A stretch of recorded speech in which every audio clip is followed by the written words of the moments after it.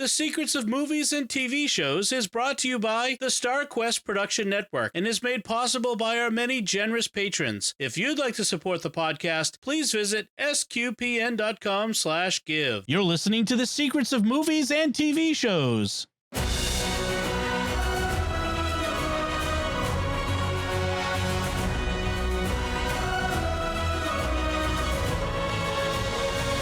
Hi, I'm Dom Bettinelli, and you're listening to The Secrets of this awesome 80s movie, The Last Starfighter, where we will discuss the hidden layers and deeper meanings of this great movie.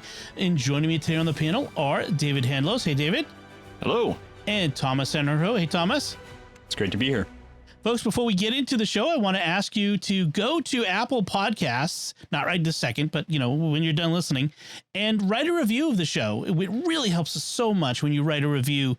Give us a nice 5-star rating. That helps other people find the show. And, of course, sharing the podcast with your friends. Let them know about it. That helps us grow our community and reach more people. I also want to tell you about another show on the StarQuest Network you are sure to enjoy called The Catholics of Oz. You can find it wherever fine podcasts are found, like at Apple Podcasts or at sqpn.com/OZ. So, yes, we are talking about The Last Starfighter, which is a movie that came out in 1984 starring Lance Guest as Alex Rogan. Let me give you a quick recap of the story, and then we'll get right into discussing it. So here's what happens. Alex Rogan is a teenager living with his mom and his younger brother in a trailer park somewhere in the Southwest. His mom's the manager of the park, and he gets roped into helping her with all the daily tasks. He has a girlfriend, Maggie, who lives there with her grandmother. Alex wants nothing more than to get out of the trailer park and see the world, but his only escape right now is an arcade game called Starfighter that he is exceptionally good at. What he doesn't know is that the arcade game is really a disguised recruiting device looking for people to join the Star League Starfighter Corps, which is an alliance of planets, and in their existential battle against the evil Kodan Alliance. Alex is essentially shanghaied into being a starfighter, and despite fits and starts, and we'll get into that, and an event that makes him the last starfighter, he manages to use his arcade skills to defeat the Kodan and go off on his grand adventure into the galaxy with Maggie by his side. The end. So. That's a good summary. Yeah. Yeah.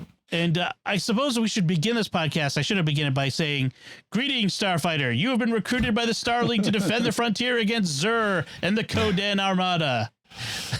And listen to every SQPN podcast there is. That's right. That's right. So, let's start off by saying, how did you first experience this movie? Like, I'm guessing because you all volunteered to talk about this now, it wasn't your first time. So, David, how did you first watch this movie? I first watched this movie when my folks finally had basic cable, which was I want to say it was late grade school, but we didn't get basic cable until I was like 4th, 5th grade, something like that. So it was, but then I turned it on, and I never watched the beginning of Starfighter for years. But the very first thing I turned on was when, I don't want to jump into the details too much, but when the character known as the Beta Unit, you guys can get into him later, all of a sudden is just sitting there and takes his head off. So that's the very first thing I see in the movie, and I wasn't like that young, but I just was like, what is this going to be? So the very first thing is the guy takes his head off and yells at a boy my age to go to sleep. I'm like, awesome. So I got off on a weird start. Okay. How about you, Thomas? Your first experience of this movie? I don't know. I honestly don't remember the first time I saw it. I know that when I was a kid, my parents were into some of this sci-fi kind of stuff on my behalf. And I know it was very much on my behalf because it's not something that they're into on their own. So, we watched Flight of the Navigator. E.T. Is another one kind of in the same vein. And this one was another one that made its rounds in my house just because it was like, okay, Thomas likes the sci-fi thing, so let's we'll let him watch it. So I don't remember the first time I saw it. I do remember kind of going back through childhood memories when I was in college, and this was one that just immediately came up when, talking about 80s movies that you really enjoyed. So this one and Flight of the Navigator both were two of my absolute favorites growing up. So yeah, I can't tell you when I first saw it, but I know I have seen it multiple times as a kid. Right. I haven't watched this in ages, and I wasn't even sure, like when we first started talking about it, whether you could even watch it online, which you can actually. It's available in all the various places. But the first time I experienced this was not as a movie, but as the novelization. I know, like, for whatever reason, when it came out, I didn't go see it at the theater. Who knows why? And but I was totally into reading novelizations of movies, including movies I hadn't seen yet. And this was one that came up, and novelization written by Alan Dean Foster, I think, who did a lot of novelizations of movies back in the 80s. And so it was very interesting to experience this with just my imagination of what's going on and what we're seeing. So it was really cool in that sense. So and then later on, watching the movie and seeing, the visuals and all that sort of stuff as a result. So I kind of experienced the movie as the story itself. And of course, all the added wonderfulness that Alan Dean Foster would add in a novelization. So that would be an awesome as a book. Yes. Wow. Yeah. And in fact, I think it is a great story. I mean, the movie itself is not the greatest movie ever made, but it's a good movie. And there's a lot of interesting story potential in it. I mean, what do you guys think? I'm kind of stating it, but what do you think? Do you agree? I think it's a great. I mean, it's never going to be under the like cinematic masterpieces ones, but this was. I don't know if this was a great movie. This is a great movie, not because it's like this groundbreaking original thing, but it's a good story. It's entertaining and it's rewatchable as all get out. Yeah, I could watch this over and over and over. Mm-hmm. And that's right. It's fun. It's just fun to watch. Yeah. Yes. I think that's what it really comes down to, is that it's fun. It's just a real, there's not a lot of dense story to it. It ticks all of those fantasies of like, I want to be doing something great and meaningful, but I don't have the background to do those great meaningful things. So anyone who's ever felt that way, this movie really speaks to that. The hero's journey is very much a part of what's going on here. And it's also, it's also not, it doesn't take itself so seriously that it can't poke fun at what's going on. Right. And so there's a lot of internal referencing, and even just in the actors that are picked to play certain roles, there's a lot of internal reference to kind of what's happening. And it came out at exactly the right time too, I think, which is really good, because you're comparing it to Star Wars. There's no way you can avoid comparing it to Star Wars because of when it came out, because it came out in 1984. So it's like right on the tail end of the Star Wars, the fandom. Trilogy. Yeah. Yeah. And so but it's good because it's its own story, even though it does take a lot from Star Wars. Yeah. It's still very much its own story, and it has its own kind of feel and sense of the universe that we live in and what we're part of. So I love it. I was surprised that my wife had never seen it, or she didn't at least remember seeing it. But her family, she grew up with different kind of movies. Steven Seagal was more prominent in her household than in mine. So I really do, like I say, my parents were great because they recognized that this is the kind of thing I was into, and that's probably the only reason that they ever watched it, was because it was the kind of thing that I was into growing up. It is such a perfectly timed movie, because not only is it right on the just at the peak of Star Wars and sci-fi, the 80s sci-fi, everybody loving sci-fi back in the 80s, but also arcade games. Arcades and arcade games were huge. It was every kid was playing arcade games. We were going down to arcades, feeding with quarters. Parents thought it was a waste of time. Kids loved it. And this proposes the idea to every kid. Well, what if it isn't a waste of time? What if there's a reason to do this? What if all that money and all that time you're spending can result in you actually being good at something that's important, for the universe, the galaxy, and it really feeds that fantasy and that's probably why it appealed to a lot of kids. Oh yeah.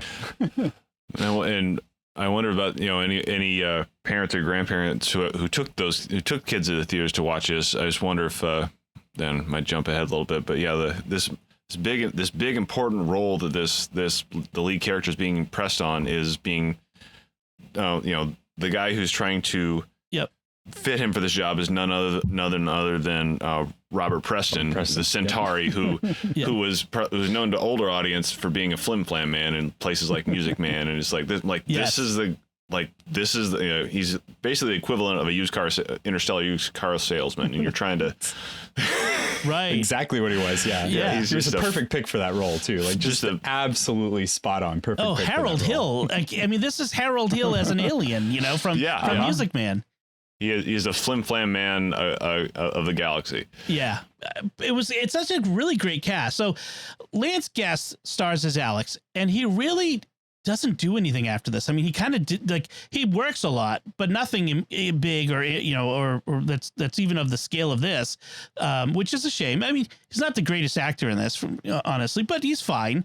You got Robert Preston, you got Catherine Mary Stewart as his girlfriend Maggie, who stars in a lot of teen movies back in the 80s.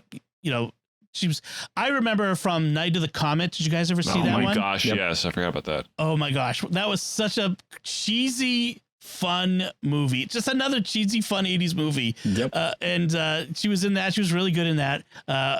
Every teen boy's crush, that sort of thing. And so many other people you'll recognize from 80s movies and TV shows that, you don't know their names. Be like, oh, I've seen her in stuff. I've seen him in stuff. And in fact, I'll mention someone else later who's briefly on screen that anyone who's a Star Trek fan will recognize. But there's also, in addition to him, Will Wheaton was apparently in this cast. Oh, really? As Lewis's friend, but I think it might have been a deleted scene. I think he was I read something about him being deleted, or it was either deleted or it's like whatever he was in there, it's still in, was like blinking you miss it type of. Right. Yeah. Right. It must have been, because I would recognize Will Wheaton if he came on screen. I mean, this is right around the same time that Next Gen is in production, so he'd be a recognizable age here. You'd recognize him. So I was looking through the cast list and going, oh wait, I don't remember him. Right. So it's a very classic cast, and you have all of these character actors who populate this trailer park, and it's an interesting little place. This Starlight Starbright trailer court, I think, or trailer park, whatever that is. But it's a little small town, but it's actually kind of a big family. And I kind of like that about this movie, is that this community is a real community. These people have real connections and interests in one another. They care for one another. They're interested in what happens. They kind of all have adopted all the kids. They're all the aunts and uncles and grandparents for all the kids. And I think it kind of adds to the movie to have this like this sort of setting for this.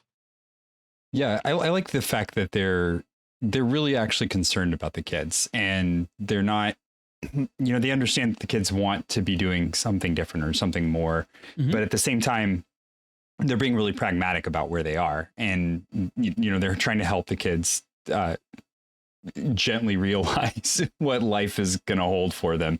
And they really do care about them. Like even the shop owner who owns the arcade game that Alex is using, as he walks by him, he's genuinely interested in the kids' score on this arcade game, which is not typical for adults in the 80s. Yeah, exactly. And then when he's scoring high, everyone is interested, like literally everyone. Yeah, that's the other thing. Is like everybody is excited for him when he gets the high score.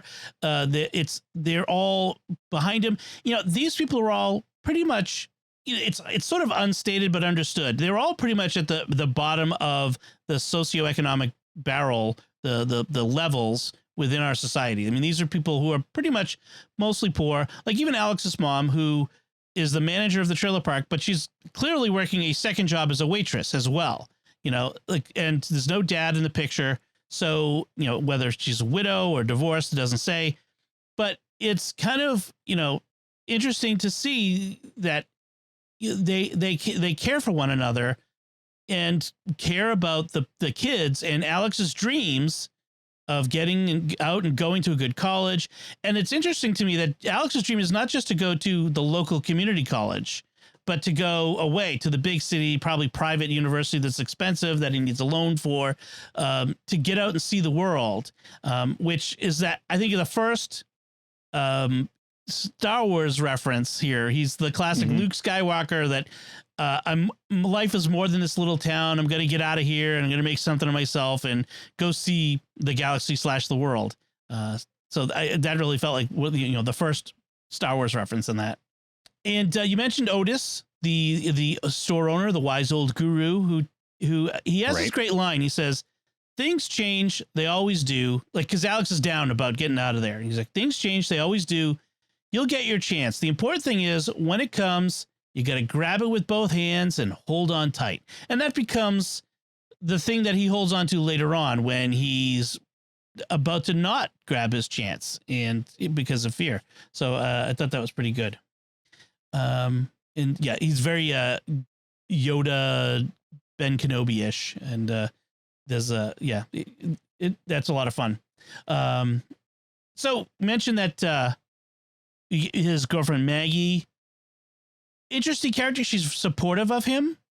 A lot of times in movies like this, you have the girlfriend who is not exactly, you're not sure whether she's loyal or not, or, you know, she wants him for more, or like for not for who he is. You know, she's with him for prestige or something. But Maggie comes off as a really good character, a really good pairing with him, and you root for them. And I really kind of like that in here. And they're still foils to each other, which is really good too, because, you know, as much as they care for each other, there's still a difference between who they are, where he wants to get out really badly and she sees the value in that, but is really content being where she is. She's not interested in more than where she is, because she kind of has resigned herself to that. And I think that that's part of what is so you know, just nice about their relationship, is that they're both building off of each other. She's the stability, he's the dreamer. They're really coming together to make something that's really genuine. And it is very rare to see something like that, especially in these 80s movies. Yes, that is true. That is true. So we have the you know, a couple of moments of Alex being disappointed in his doing his duty to his family, to, you know, his mom and the trailer park, and giving up his opportunity to go have fun with Maggie and his friends, which is symbolic of all the ways in which he's has to give up, you know, his dreams, you know, and probably what's going to happen. What we'll find out is he's not going to be able to go off to college too. So he breaks this record, you know, on the Starfighter game, and, you know, it's clear he's really good at it. They really make that clear. And like we said, the whole trailer park comes out to see, and they make this big deal out of it, and it's like this big extended family, and there's a big celebration. And that's really nice. But then we have so there's a high, and then we go to a low where he gets the bad news of his student loan denial. And he looks like he's going to be able to get out of there. And this is the moment when things turn. I don't know if you guys noticed. So he's standing, we have a big night sky above him. We see the arcade game in the background. It starts acting funny. And then we see a shooting star. I don't know. It was, I'm sure that was obvious to everyone. Yeah. And it takes a curve right at the end too. It doesn't just go down. It kind of curves downward right at the end of its arc. And that's the arrival of Centauri, played by Robert Preston, in his weird DeLorean-like car, the Star car, which was DeLorean around this time. DeLoreans came out, so it might have been influenced by it. Yeah, It had to have been. I would have. Yeah, because Back to the Future and all that. So I think it was Back to the Future would be the next year. Yeah, well, it was 85. So here's the thing. Like you going back to talking about the cast and everything. You've got Nick Castle as the director for this film. Yep. And Nick Castle is Mike Myers in the original and follow-up Halloween movies. So he was very good friends with John Carpenter. He probably even met most of this cast from some of the John Carpenter films that were being filmed at the time. And John Carpenter goes back to that older sci-fi, tradition of kind of the horror sci-fi and the comedy sci-fi. And so to see this kind of turned on its head that way, these guys were walking through the back lots and looking at all this stuff that was going on. And the DeLorean was probably being put to use to make Back to the Future right around the same time they were shooting this movie. Right. Yeah, that's true. That's true. I want to talk about the CG, but I want to wait to talk about that until we get into space. But we have this, Santori shows up. We talked about how he's kind of the flim flam man, the used car salesman sort of thing, the patter that kind of overrides. Alex is polite and therefore goes along with things. Like he gets into the car. Nobody gets in. If we're 2022, you don't get in the car. But no, yeah. But it's 1984, 3, whatever the year is supposed to be. And then we have this figure in the dark that he shakes hands with, and he gets zapped. And so this is Beta. And so they're going to take Alex away, to be the Starfighter, but they don't want him to be missed at home. So Centauri has this simuloid, yes, that's what they call it, that will acquire Alex's face, his appearance, and apparently his memories, some of them, but not necessarily all of his behaviors, which causes some fun.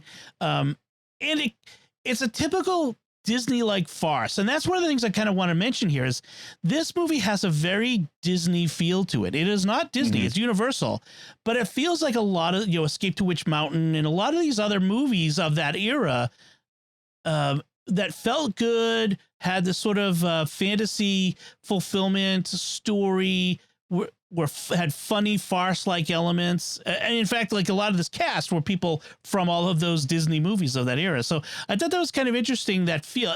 Does that strike ring a bell with you guys? Like, did it have that feel? Yeah, I was surprised looking back, I was surprised this wasn't a Disney movie. And you guys mentioned Flight of the Navigator. This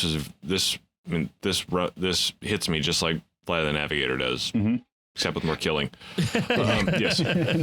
Well, and I will say it's funny because you really notice in this movie the places where it's not a Disney movie, where like his little brother who curses and has a bunch of Playboys stuck under the bed. Right. Yes. And you it feels so out of place in this movie when that stuff happens, because that's the rest of the stuff that was going on in the 80s, and Disney was really good about avoiding that kind of stuff in their movies, and that's why they got the moniker of being like, sappy or for kids and very kiddie like. But at least family friendly, yeah. Right. And but I love the fact that it's jarring in this movie when that does happen, because the main character is set up in such a way that he's a really honorable character, and so when this younger brother of his is pulling out these Playboys, she's like, why does this kid have you don't even question whose they are. That they belong to the younger brother. Right. Yeah. It felt very weird. And, from a 2022 perspective, it feels uncomfortable that they would have a kid that age having pornography. And obviously, it's not cute. Although at the time, I think it kind of was thought to be, oh, look at this young boy discovering his sexuality. And it's like, that's not nice anymore. Like, which is kind of a weird thing. Like, we're actually a little more pulled back on that some. And, whereas in other areas, we've kind of gone off the rails relatedly. But, although it's kind of weird to say it, but, Playboy of the early 80s is probably a lot tamer than anything that's out there now. So that's definitely true. Relatively, I don't know. Well, I don't want to get into it. Relatively anything. It's still immoral and not good. But yeah, it was jarring to have those elements come into this story when they showed up, and I think it says something about the kind of story that this really wanted to be, which is a feels good story. So it had a lot of really wholesome elements to it, and that it was great. It was better for that, and I think that's it's amazing to me, like going back and learning who all these people were and that they're coming from like the John Carpenter background. It's just like John Carpenter was a horror director. Like he made a lot of scary movies like The Thing and stuff like that. And Nick Castle, who was Mike Myers in the Halloween movies, like scary movies. So let's talk about. I wanted to talk a little bit about the CG, because from at this point is when the Centauri star card takes Alex off into space, and they're on their way to the Star League. And the computer graphics in this are extremely primitive, like just from our perspective. Even from the 90s perspective, you'd look back and go, wow, that's really primitive. I mean, this is like video game quality of the 80s. Like this is what you might see in a really good video game of the 80s. And they were really pushing the limit on this. I was talking to you guys beforehand. This is what they did to make so to kind of set the stage. ILM, Industrial Light and Magic, making the Star Wars movies, was still using models at this point. Like all the Star Wars movies used physical models that they filmed. No one was making computer graphics space films at this point. So you had, I mean, there was some computer graphics put in, but I don't want to get too much into that.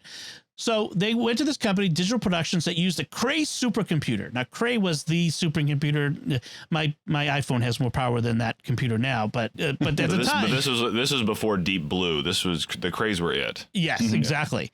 So there was 27 minutes of effects made for the film, and which was enormous amount of computer generated imagery. They had 300 scenes containing computer graphics. Each frame of the animation was an average of 250,000 polygons.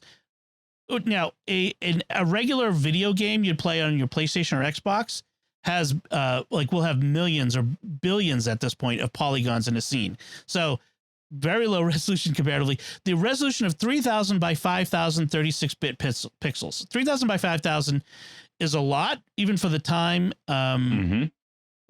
If just by comparison, it's about twice your computer screen. Yes, if you think about it. The imagery that we use for the graphics for this podcast's artwork, the square one, is 1,400 by 1,400. Just as a comparison, that's what this Apple requires. So that's a big image. So they used it cost $14 million of the $21 million budget to do the computer graphics. Everything was programmed in Fortran, which was the only language that had vectorization, which is how you do it. I don't want to get into the tech of it. It took forever for them to do it. And it's kind of wild just to see it on screen. It's amazing to me. Actually, it's really advanced. It's incredibly advanced for what was anything that was happening in this time period. Yeah. This was just, sorry. Go ahead. But just to keep, just like you said, this is, especially this is really incredibly advanced for the time. If you keep, especially even you keep in time and with the fact that this came out 2 years after Tron. Yes, Tron is the other one. Yeah, that had all that computer graphics. Yeah, and this is in my mind like in a lot of ways it's a step ahead of Tron in some set. It's like that was like I'd like to see someone else do that. That was really great. And it's almost another decade before we get Jurassic Park, where you look at the graphics in that today and they're dated, except for the fact that they were very clever and made them all at nighttime. Yes. So you can get away with a lot more at nighttime in the rain. The computer graphics could do a lot more. So, and I remember my buddy when I got to, I guess it was 99, my buddy using Bryce 3D to produce images that were basically like this. And that was the home computing graphics scene in the late 90s. So they really pushed way ahead of where they were. And this is in an age before there was any kind of texturing on images.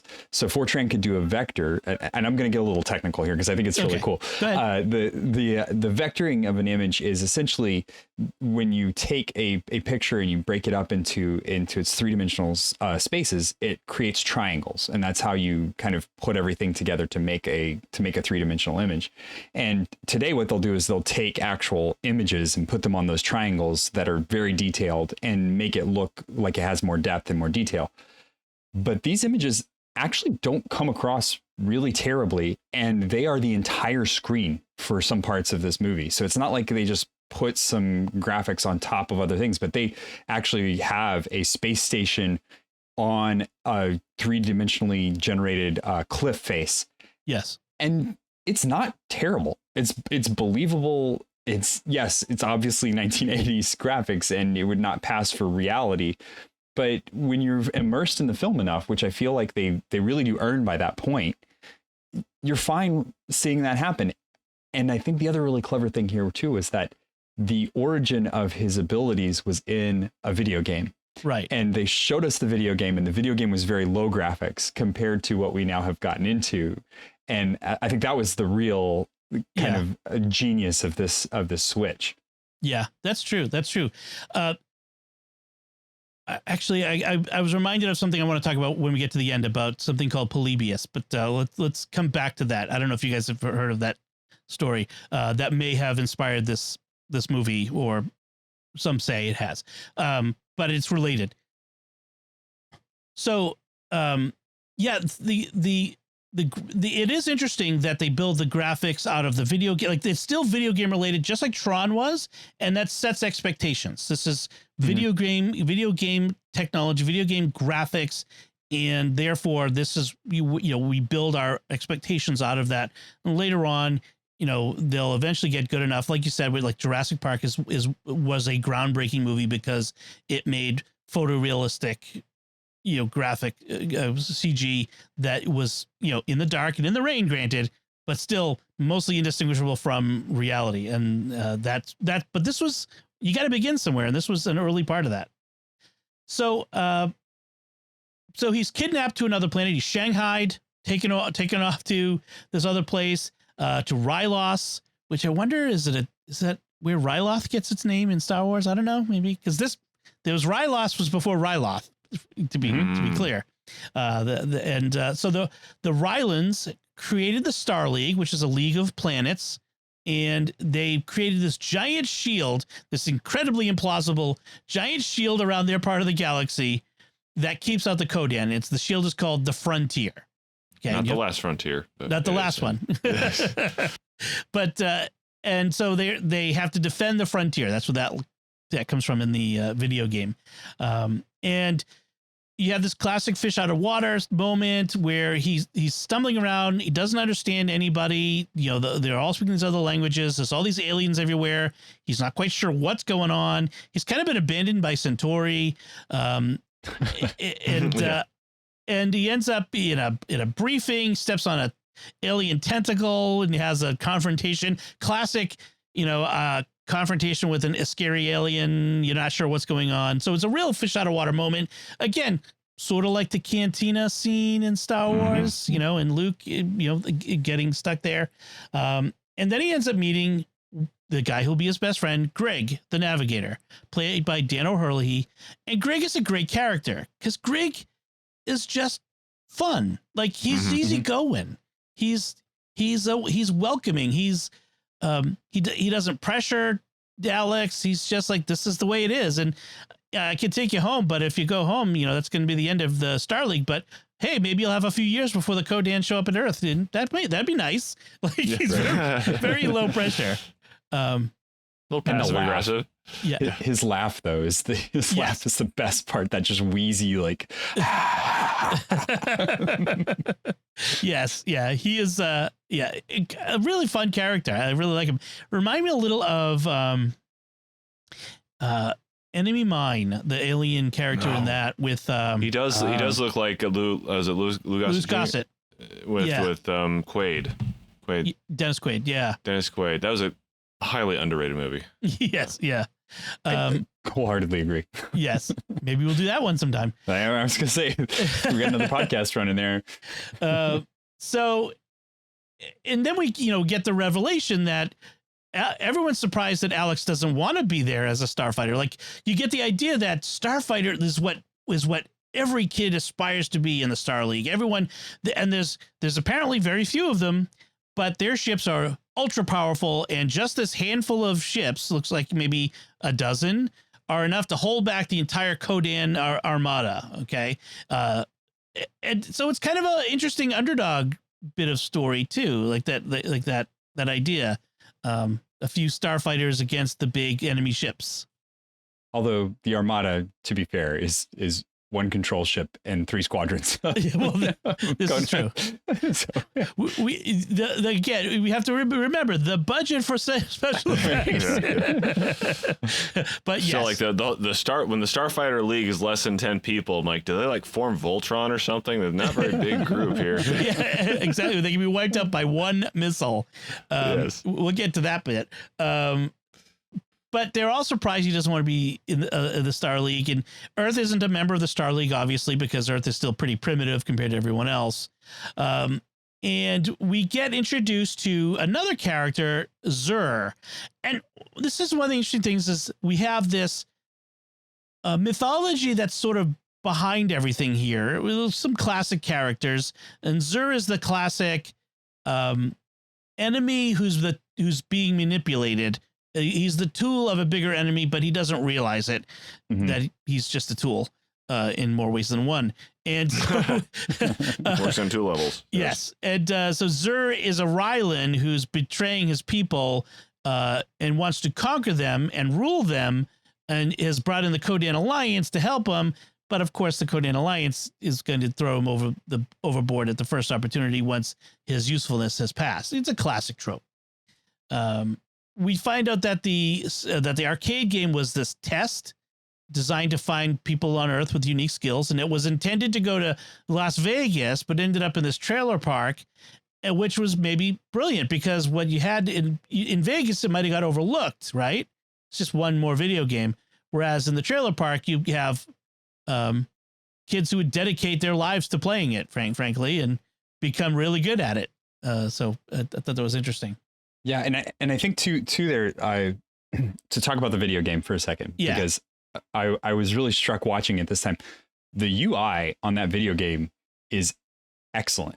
Like it is really, really good. And the whole concept of having the Starfighters controls be exactly the controls that the player is using, and all of the interface, the colors and the scheme and everything, that was really well designed. And major props to whoever put that together, because that felt very much like, like the Wing Commander game, which was still 6 years coming.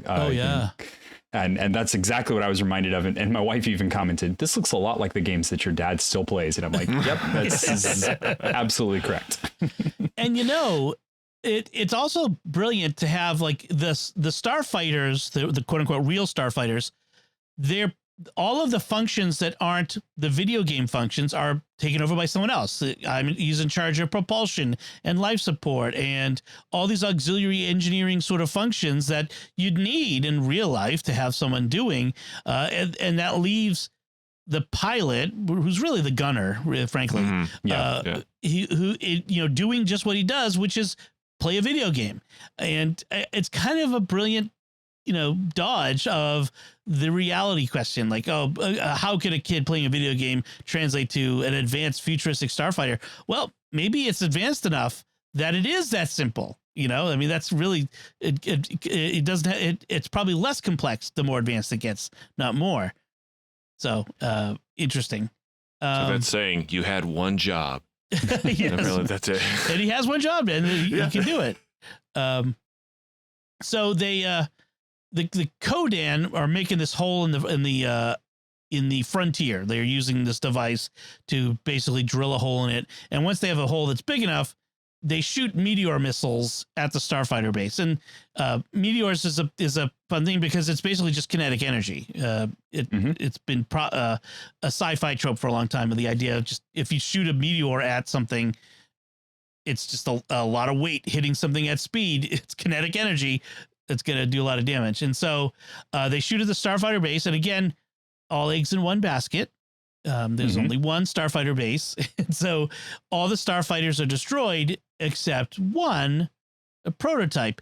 And all the pilots are killed except for Alex, who's in Centauri's car on the way home because he said, like, I didn't sign up for going to war and that sort of thing. Again, a little realistic in the sense of, I mean, I can imagine, the excitement of being a Starfighter pilot, but presented with, you have to actually go into war. A kid going, I didn't sign up for that. I don't want to do that. So very, very different from Luke's trajectory here, though. Yes. Because Luke is no. I'm not going to be part of the war. What can I possibly do against the Empire? And then when he's confronted with it, he just picks up a gun and goes. Like he's in 100%. And it's like, oh, okay, that's a big shift. but I like Alex's a lot better, where it takes a little more kind of compelling, home impetus to get him going there. Or this, like, some people are going to come gunning for his family unless he goes, and that finally gets it. That really prods him to. Well, but it's not even that really. It's like when he gets back out there, he's kind of it feels like he's even shoved back into the situation because he has a hard time firing. Yeah. And then, he still has to be convinced. Like Grigg has to share about his family and how they were taken into slavery and all of that before he really consigns himself to it. Yeah. He does have a Kenobi Luke moment, like that moment in Star Wars when they're with the Jawas that have been killed, and he's like, I'm just a kid from a trailer park, he says, when given his chance. And I hear in my head, that's your Uncle Owen talking. Right. and that's the sort of similar situation. But you're right, it takes him a lot longer to be convinced. Yeah. Well, and I like Centauri's line there too. And as long as that's all you'll ever be if that's the way that you think. That's his telling to him. And when he says that, he's not trying to sell him on anything at that point. He's just giving him the straight truth at that point. Right. So back at the trailer park, for whatever reason, Centauri doesn't pick up. I mean, his car breaks down, so maybe that's one of the reasons why. But he's not picking up the Beta unit, who meanwhile has alienated Maggie by accusing her of what was it, like something like she tried to kiss him and he got mad. She stuck her tongue in his ear. Oh, right. Yes. Restrain your primal urges, I think is what he says to her, something like that. And then we have this bounty hunter show up who looks human at first until Centauri's arcade game apparently has a bounty hunter protection function because it strips away the whatever disguise the bounty hunter is wearing to show his real alien appearance. But did you recognize the actor who played the human bounty hunter? No, I didn't. I did not. His name is Mark Alamo, and if you are a Star Trek Deep Space Nine fan, you will recognize him as Gul Dukat. So yeah, just a little bit of fun there. I saw him. I'm like, wait, who is that? And it's a 10 years younger Mark Alamo, but that's him. And you only see his human face for about 3 minutes on screen or 2 minutes, so it's easy to miss. But that was fun. And Centauri throws himself in front of Alex to save him from the bounty hunter, because I think Centauri still recognizes Alex, even though he's said he doesn't want to do it, is really the last hope. He's the last hope for the Star League. So this convinces Alex to go back, and the Beta unit stays behind to be bait for. That's what makes him a Beta unit. Thank you very much. And he gets to go out in his in the prototype Starfighter, and they go for this run, and they gets this first fight with a live target, and he has a hard time shooting at it. And again, I like this about Alex. This is a good thing because he doesn't take a life lightly. He recognizes this is not a video game. This is real life, and these are real people on that ship. And I kind of like that about him and about this. These are real moral choices he's making. Yeah, it's not an easy decision to do what he does. And then and I think even as he goes along, he really does need that convincing that this is the only choice. And that's where you get into that just war, concept of like really thinking about, is there another option here? And it's not until he's shown very clearly that there is no other option that he commits to the action that he must, which is to continue with this battle and to carry it out to its conclusion. Right. And you mentioned before, like it's when Grigg humanizes the situation, alienizes the situation by talking about his family. And, this is a real situation for real people out here. Not just a video game. And it's, what the old saying is all it takes for evil to triumph is a good man to do nothing. And they don't say that in the movie, but that's the implication. So Alex is the one who comes up with a plan to fight back. It's one starfighter against all these ships and the control ship, but he comes up with a plan to let them pass and then sneak up behind them. And this is when Alex decides to stay. Meanwhile, back at the ranch, Beta Unit is really fumbling the relationship with Maggie. I mean, they kind of go out to the the place where teens hang out in the woods and where they they're going to make out or whatever, and whatever's going on doesn't go well. Whatever. He tries to take his cues from exactly the wrong people. Exactly the wrong people. Yeah, he's listening to the other guy who's a Lothario and saying these sorts of things that are maybe appropriate for his girlfriend, but not appropriate for Maggie. Let's put it that way. And that's when he has to eventually reveal to Maggie, look, I have to come clean. I'm a Beta Unit. I'm not Alex. And a new bounty hunter who showed up overhears him and shoots at him. He actually shoots him and, runs off to go transmit back to Starfighter Command that there's actually, to the Codan Alliance, that there's actually a starfighter still out there. And so they have to chase him. And so we have this fun chase scene with the pickup truck, and the Beta Unit sacrifices himself to stop the transmission. So a lot of fun stuff there. Maggie even, having to dive from the truck and that sort of thing. So it was kind of fun. And I like that he gets almost the entire message out. Yes.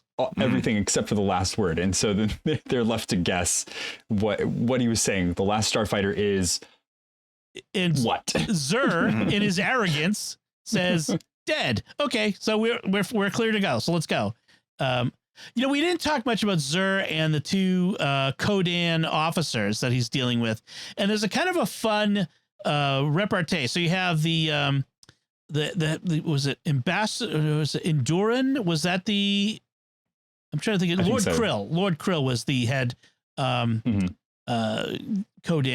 and then he had an officer with him who I don't think was named, and they, they're running things and they're giving orders for things, and Zur is like, no, I'm the one who gives orders here, and so, bursts in and like, oh, of course, Lord Zur, what do you want us to do? Do the thing you told them to do, and so they have to go do it, and they're kind of like long suffering, and we're putting up with this guy because the Emperor said to, but we won't need him for much longer. So there's some fun, a little bit of a repartee there. I love the random like little eye lens thing that he has pop out for whatever reason. For dramatic effect. Like it's just dramatic. It has no discernible use. It does nothing. Yeah. I can see everything, only it's slightly redder. Yes. Well, like at the end when he's about to die, he says something profound and it slaps into place. Like you slap it into place to die. I mean, it's very dramatic, very dramatic way to go out. So of course the resolution is a critical failure point. This is a critical failure point plot. There is a communications turret on the bottom of the Codan ship that lets the enemy fighters act as one in battle. And without it, they are easy pickings. And so the whole point is like a video game. You have to fight your way through the fighters to get to the boss and win the boss battle by destroying the turret. And that's how you win. And it ends up making the command ship crash into a moon, which is a pretty big it's a pretty big ship or a small moon, but I'm not I was sure. to say that the moon. I was watching it again. I forgot that the moon, the ship doesn't shrink, and then you get to see it. That's a tiny moon. That just, yeah, it's like a meteor more of things, but yeah. What's interesting is that Zur escapes. He jumps into a escape pod and gets away. And I'm wondering, I haven't seen any like director's information like that. Was this intended as a loose thread for a potential sequel? Probably. I mean, that's my guess, right? Apparently. They're trying to make a sequel. Oh, I want to talk about that too. We'll talk about that in a bit because I watched that video you gave us a link to. We'll talk about that. I'm here for that.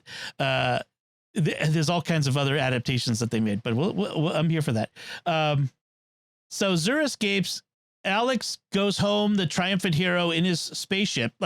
So of course, there's a couple of different ways you could do this. You could go back and nobody believes him that he was really out in space and that sort of thing, but they don't do that. They have him come back as the returning hero, where everyone, including his rival, the guy with the pickup truck and the cowboy hat, all have to acknowledge that he's this hero now. I mean, he's landed the spaceship. He's got an alien sidekick. I mean, he must be a hero. Right. Something happened. Yeah, I mean, something. We got a job at Industrial Light and Magic, didn't you? Exactly. Although I love the fake tension, the fake drama. Like, it lands and you see this dark figure descending from the cockpit on this platform. Like, who could that possibly be? Like, we know. We've been watching the movie, so it's kind of funny. It's Alex, and he needs to go back. He's decided to He's the last starfighter. They need him to stay and guard the planet. Zur's still out there, and he's a hero there. Like, he's a big deal on this planet, which would be kind of cool, to go and you get a big house and a good salary, I bet. So he asks Maggie to go with him, and at first she balks. It's like, I can't leave Granny. Like, and what it really is I can't leave what I know, the familiar. Mm-hmm. And he's like, well, I guess I got to go. And he starts to get onto the ship. But why didn't he take his brother at that point? Right. His brother was asking to go. Louis, do you want to go? I'm not sure I'd want to take my whiny little brother with me. Probably not. That's just true.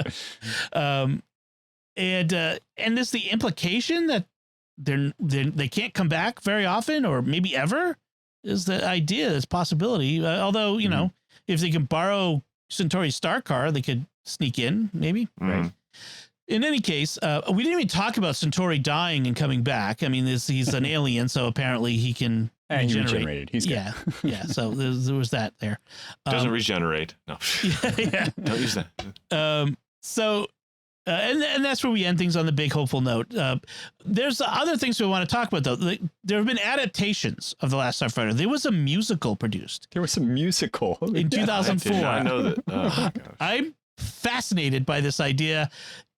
Apparently the soundtrack is on Apple Music. So I was looking for the soundtrack before we started, and I saw a musical. And then I looked it up, and there was a musical. So I might be listening to that later. There's the novelization that I talked about. There was comics. Marvel published some comics based on the movie. There was a tabletop game from FASA. There was during the credits, it says Atari is going to be releasing a Last Starfighter game. Like, in the credits, it said it. Never released. They never finished the game. It got released under a different name. It got released as Star Raiders 2, which is apparently they had made it, and then they didn't feel like it was going to sell very well, so they just attached it to another franchise that already existed. Oh, funny. Yeah. Wow. Wikipedia says the game was abandoned once Atari representatives saw the film in post-production and decided it wasn't going to be a financial success. So let's not attach ourselves to this, which is unfortunate. There was an NES game called The Last Starfighter released in 1990, but it was just a conversion of something else, and it wasn't really connected to the movie and that sort of thing. So a couple other things I want to mention is I want to talk about the sequel in a second, but I want to talk about some other things. First, there's a book by Ernest Cline, who wrote Ready Player One, called Armada, which is basically the same plot about a kid who's really good at a video game, who gets recruited based on that ability to become a pilot for an alien spaceship. So it was okay. It's an okay book. Yeah. That's where my son recognized this from. He was like, wait, this is the plot to Armada. And I'm like, the plot to Armada yes. The plot to Armada is actually the Last Starfighter. So I also want to talk about Polybius. Now, Polybius is this urban legend, and it's been mentioned. We talked about it briefly on Jimmy Akin's Mysterious World, and I think we'll probably end up doing a whole episode on it at some point, which would be fun. But Polybius is this urban legend that says that in 1981, there was an arcade game called Polybius, which was part of a government-run crowdsourced psychology experiment in Portland, Oregon. And that playing it supposedly produced intense psychoactive and addictive effects on the player. And the arcade machines were said to be visited periodically by men in black for the purpose of data mining the machines and analyzing these effects. And then allegedly all of these Polybius arcade games disappeared from the arcade market. There's all kinds of interesting things. And given that, I could see that maybe being a part of the inspiration for this movie, that idea of a video game having a dual purpose. Like, I could see that. Well, and I think the hilarious part, the most hilarious part about that is the just dystopian way that is what we live in right now. Yes. Where, video games are made and there's all sorts of data mined from them as people use them. And Facebook manipulates the algorithm to cause people to be depressed. And yes. Right. Hey, we're living in that dystopia that everybody imagined. So the sequel, the talk of the sequel, Thomas, you shared us a link to a concept art sizzle reel that was it Nick Castle put together? Yeah, well, it looks like several people that were involved in the original movie put it together and are really interested in it. It came out May of last year. Okay. But I can't find any more information. I don't even know how I got on that track. I was just looking up stuff about the movie, and then I saw sizzle reel for a sequel. It's cool, and like that it came out last year. I would love to see a sequel to this movie, honestly. Yes. Especially now with the ability to really push the boundaries of the computer graphics portion of it, using I don't know how you would do it necessarily. You would have to obviously stretch the time period a little bit because you couldn't be focused on Alex, but it could be post him setting up the new Starfighter academy or whatever, and that now we've got new Starfighters and there's a new threat for them to face. Zur's back. Yeah, it would be, it would be incredible. I'd be in. Like, yeah, I liked this movie enough. This movie was really fun.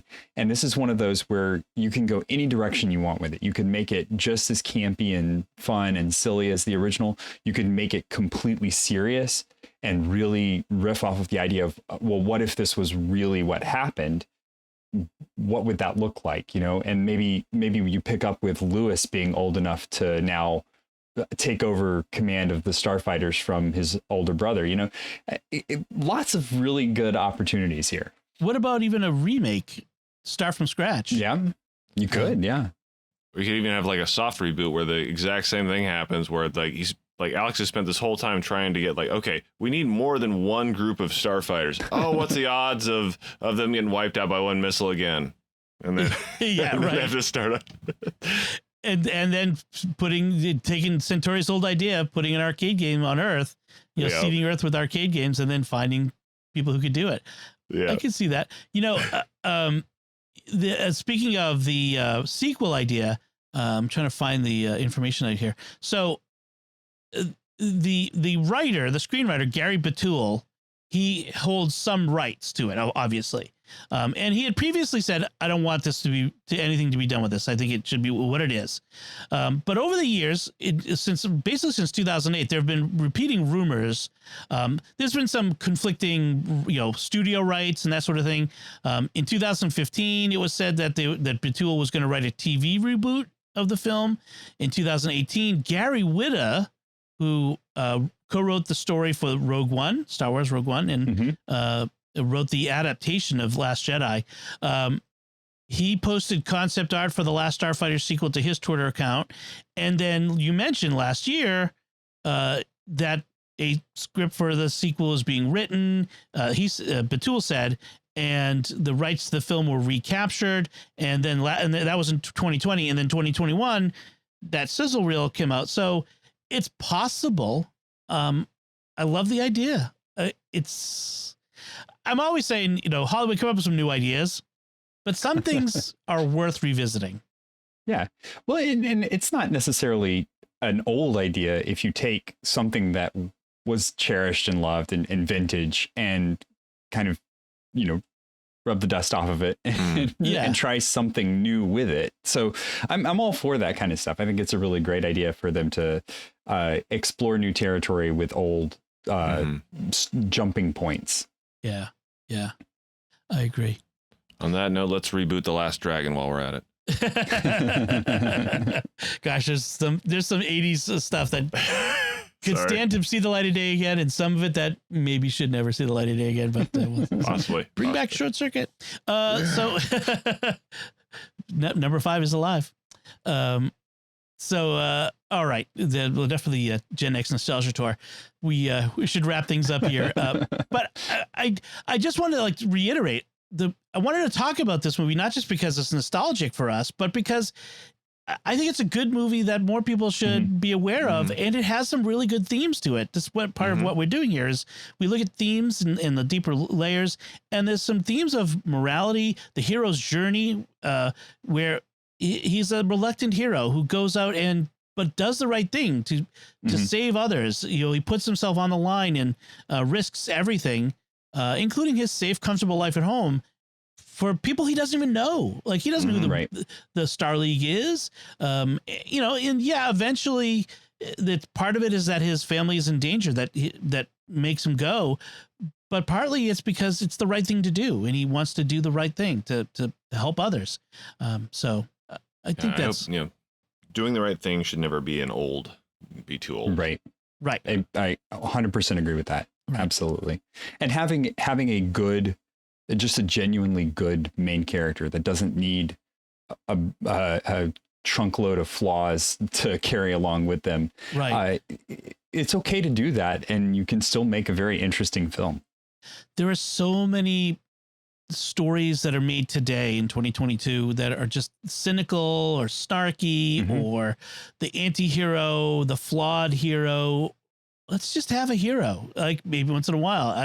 I kind of like that. It's one of the things I liked about The Mandalorian is that first season, he was just a good guy. I mean, he was a bounty hunter, but he was just a good guy. I mean, Ted Lasso, I think, is one of the reasons people love that first season of Ted Lasso was just a good guy. It wasn't that he didn't have flaws, but he was just good. He wanted good for everyone. He made mistakes, but he still wanted to do good. And I think we need more of that. I love that. It doesn't all be that, but I think. But people who genuinely like Ted Lasso, his main goal is just to make people better versions of themselves. That is, that's all he wants. So I'm like, we've never make good cookies. We never did an episode on Ted Lasso. We probably should do one on when the next season comes out, which I think is the last one. We should wrap that series up with maybe a discussion here. We're getting all kinds of future topics here tonight. All right. So anything left to say about The Last Starfighter? Any other notes we didn't catch? I think if you haven't watched it, it's worth a watch. It's not very long. It's just a fun movie, and so there's not a lot of deep thinking here. It's really just an enjoyable movie all around. Nothing Oscar worthy about it, but you'll like it. Yeah, exactly. That's a great way of putting it. David, last thoughts on this? Anything left to say? Just same. It's the effects were ahead of its time. It may look behind the times, but it doesn't get old. It just doesn't get old. So it's fun. Nice. Yeah. Yes, that's a good point. Good way to put it. All right, we're going to wrap it up here. We're going to take a moment to thank our patrons who make it possible for us to create the secrets of movies and TV shows, including Matthew K., Teresa H., Robert G., Sean L., and Susan R. Their generous donations at sqpn.com/give make it possible for us to continue the secrets of movies and TV shows and all the shows at StarQuest. And you can join them by visiting sqpn.com/give. So we'd love to hear what you think of The Last Starfighter. If you've seen it or if you see it for the first time, we'd love to get your impressions. You can let us know by commenting on the show at sqpn.com/secrets or our Facebook page at facebook.com/StarQuestMedia. You can send an email to secrets@sqpn.com or visit our Discord community at sqpn.com/discord. Until next time, Thomas Sanjurjo, thank you for joining me and sharing the secrets of The Last Starfighter. It's been great. And David Handlos, thank you as well. As always, thank you. And once again, I'm Dom Bettinelli. Thank you for listening to the secrets of movies and TV shows on StarQuest.